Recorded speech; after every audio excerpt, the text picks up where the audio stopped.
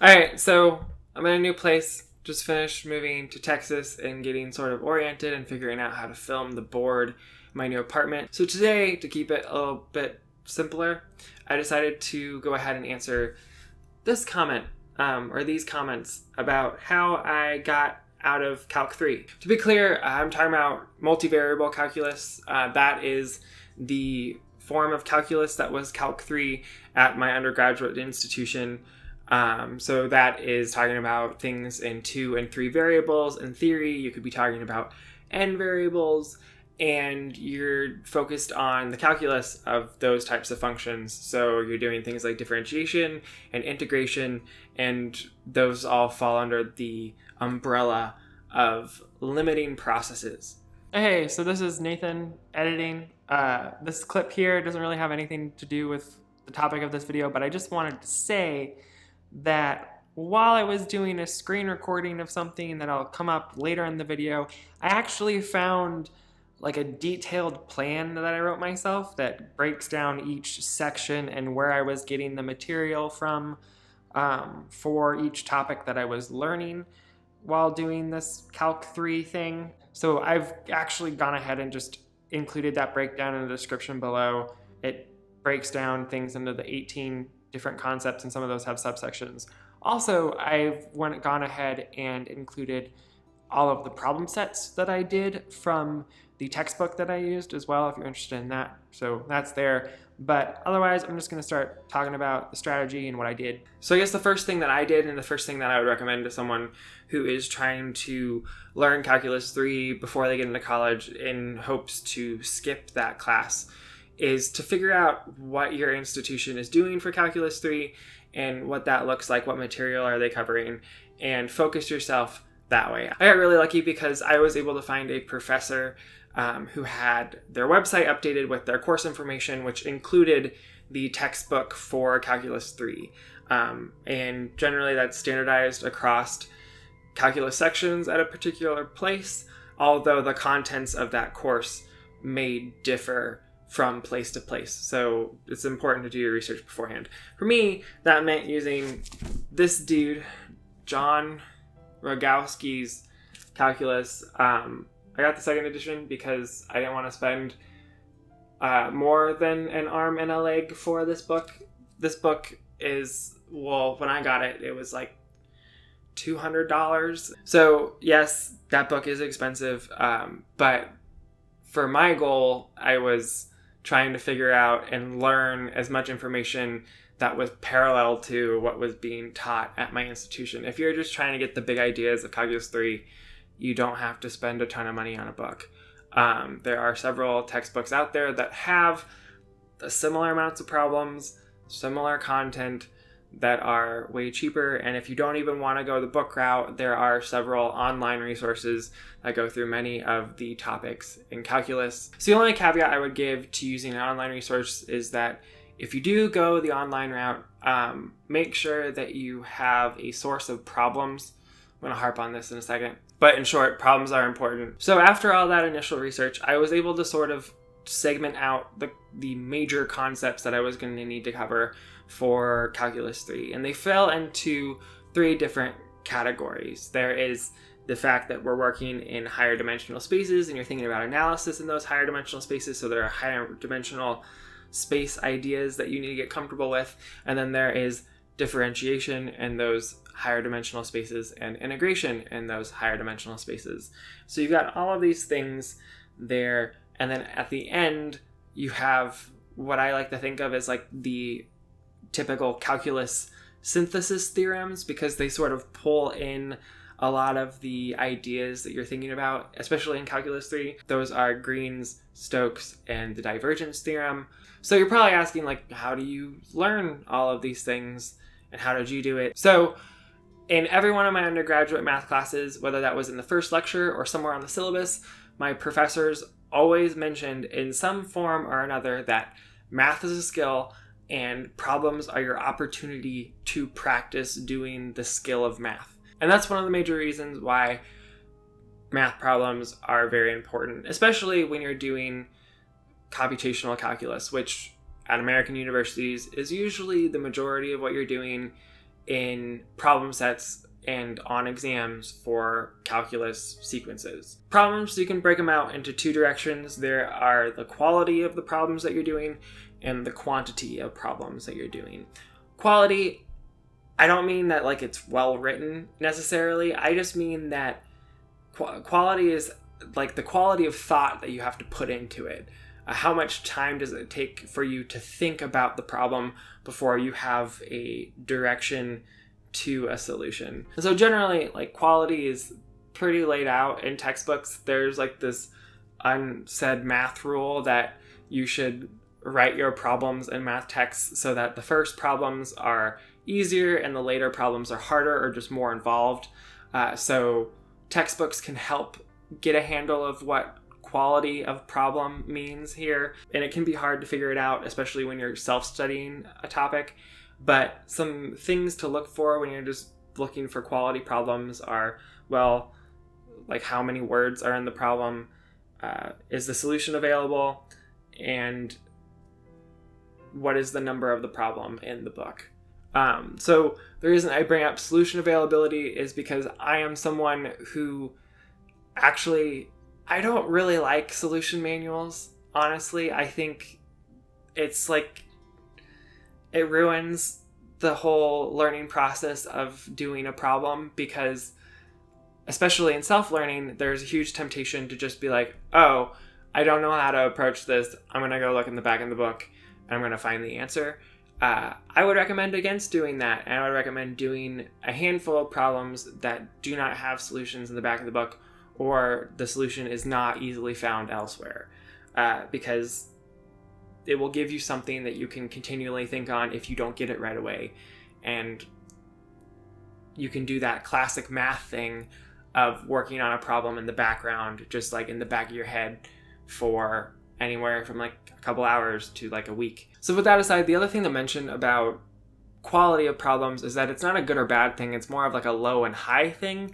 And you want to do a variety of different problems that are of different qualities that fall along that spectrum, because one, you don't want to overwhelm yourself with something that is it makes you think too much right out of the gate, right? Some of those higher quality problems that have a little bit more involved setup take a lot of thought, and if you're not used to that concept yet, it's going to be distracting to your learning of that basic concept before you apply it to higher things.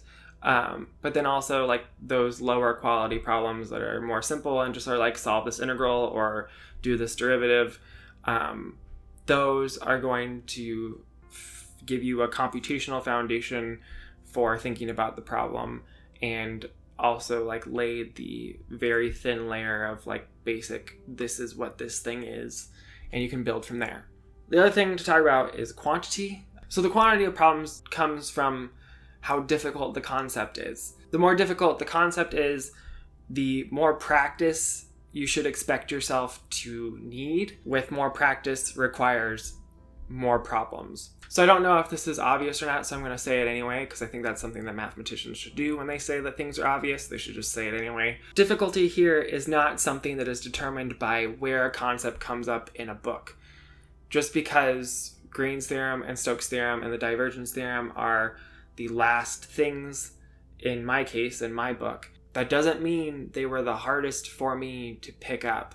And therefore I did less problems in those areas than I did with things like line integrals and surface parameterizations and things like that. So just keep in mind that difficult is not something that is denoted by a chapter and section number. It's something that you personally experience, and it's going to be different for everyone. So instead of doing everything at once in a giant block for that one concept, again, this is something that I feel is obvious, but I'm going to say it anyway. Rehearsal and repetition are important. So rehearsal is doing something before attempting a problem to sort of prime yourself to attempt that problem. When you're first learning a concept, that is actually reading about the concept for the first time before trying to do the problem. And then later on, that could be doing a familiar problem over again, and sort of like marrying the concepts of rehearsal and repetition. Repetition, on the other hand, is after some time away from a concept, actually going back and retrying that concept without doing any rehearsal. For me, growing up as a Kumon kid, I was always told that time and accuracy are very important. So I would revisit problems that I knew took me a really long time to figure out, or were ones that I got wrong a lot when I was trying to solve them for the first time before getting the solution. And so those types of problems are ones that are prime candidates for repetition. The other thing that's really important when you're self-learning is how you structure your time self-learning. So I stuck to this personalized spaced repetition thing with a little bit of modification because I was focused on doing problems and working through problems to build that Calc 3 skill set. I like in my brain, the easiest way to explain this is with this chart. So we've got these bars that are like 1, 2, 3 all the way through n. So each of these bars is a particular concept or a section. Since I was using a textbook, it more referred to the section that I was working on. And then you can break up these bars into sessions or days that you're working on this material. The bars don't necessarily need to look as nice and neat as this is just the basic idea. In reality, each one of these bars is actually just like a segmentation of different problem sets. So, for example, the first section, that first bar, would correspond to some problem list that I had grabbed, or determined that those were the problems that I wanted to work on in that section. And then I broke down that particular problem set into smaller problem sets that I could do a little bit of each day. And I would start with a small volume of problems from that section because I knew it was going to take me longer the first day. And then I would build up the number of problems I was doing. And then also after like the third day or the second or third day, I would stop rehearsing before attempting those problems. And if I was able to get problems done without the rehearsal, then I would say that I had a good understanding of that section and I would move on. The other key to this is that as you're doing the material, it's important to go back and go to older sections as you get farther and farther out so that you're not losing information along the way. With something like Calc 3, stuff doesn't jump around a ton, but there are times where information will repop up, and so those are good times to revisit sections. So yeah, that's essentially all I did to get ready for Calc 3. I did test myself a few times, and actually going through all of the stuff that I had from that time period, I found an exam that I wrote myself. And looking through it now, I noticed that most of the integrals in there would require numerical methods, and a lot of the other problems would take forever if you had to do them by hand. But a good way to self-test yourself is to pick a summary of problems from all of the different topics that you're doing and just give yourself like a 2 to 3 hour exam. So yeah, that's essentially all I have for you today. I've gone ahead and included all of the problems that I did from this book way back when, because I do have these post-it notes that lasted like forever that have, can I show you? Fumbles with textbook. The problems, focus on the book. They still have the problem numbers that I did way back, like, I don't know, forever ago, which I thought was hilarious.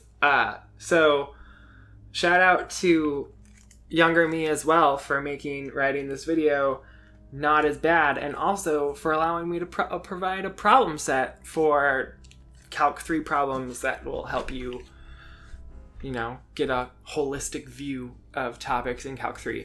But yeah, that's all I got for you today. Thanks for bearing with me with the lighting situation. I'm still trying to figure out how to film in my new apartment.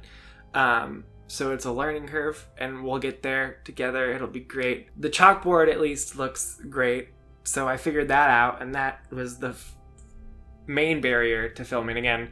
So yeah, anyway, I have more time, so hopefully I'll see you sooner than normal, and yeah, bye.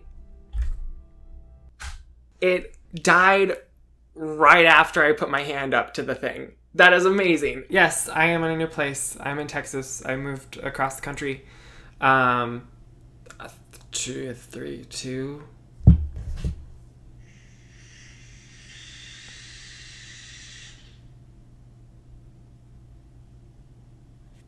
Yeah, 2 weeks ago.